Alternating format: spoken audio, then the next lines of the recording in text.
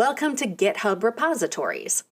After watching this video, you will be able to explain how to sign up for a GitHub account and describe how to create a repository. Signing up for a free personal account on GitHub is quick and easy. Start at the GitHub site, https://github.com. You'll need to choose a username, enter your email address, and select a password. Then click Sign up for GitHub. Next, you'll have a short test to prove that you're a person. Click Verify and solve the puzzle presented. When you're done, click Join a Free Plan, and then you'll be taken to a screen where you can select the type of account. Most likely, a free personal account is all that you'll want. Choose to set up a personal free account, which is the default. GitHub asks some questions about your work, programming experience, and interests. You can skip these if you want. Finally, you'll have to respond to an email that you receive which proves that you linked to GitHub from an account that you access. GitHub provides you with some starting points. You can choose to create a repository or an organization, or you can take the Introduction to GitHub course. Remember, a repository is a data structure for storing documents, including application source code, which tracks and maintains version control.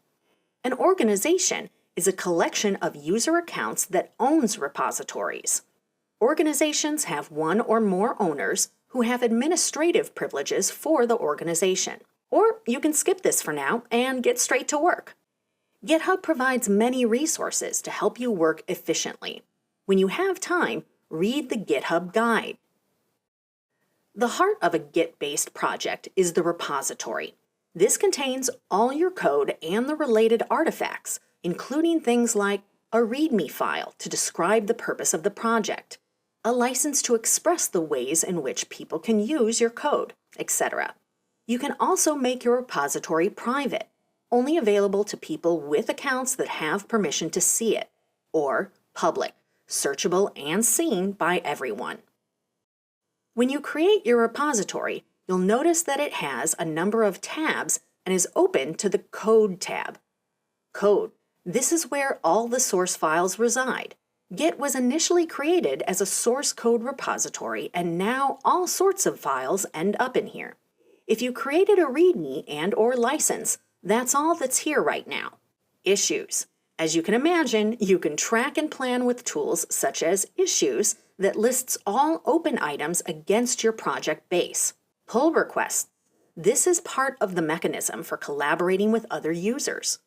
Pull requests define changes that are committed and ready for review before being merged into the main branch. Projects. All the tools for managing, sorting, planning, etc. your various projects. This is the core of the collaborative power of GitHub. Wiki, security, and insights.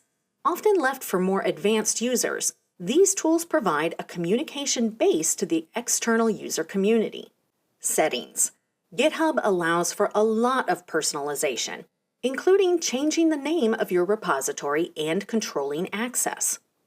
In this video, you learned how to create and verify a GitHub account. Repositories are storage structures that can hold code, track issues, and enable you to collaborate with others.